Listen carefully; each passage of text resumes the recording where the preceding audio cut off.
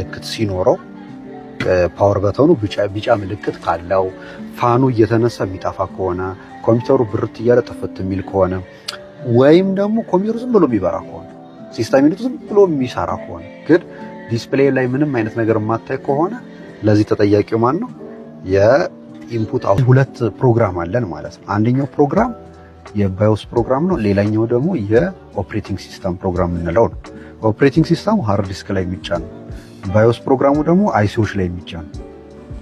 አይሲዎች ላይ የሚጫን ሆኖ የሁለቱ ስራዎች ይለያያል። አሁን ለምሳሌ የኦፕሬቲንግ ሲስተም ሳይሆን ሞስፌት አይሲ ስትል ይሄ ቁጥሩን ታየዋለህ።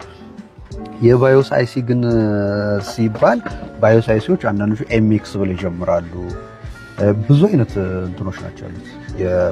ያንን የሚያመርት ፋብሪካ ነው ያለው እና የዛን ካምፓኒ አይሲዩ የሚያመርተውን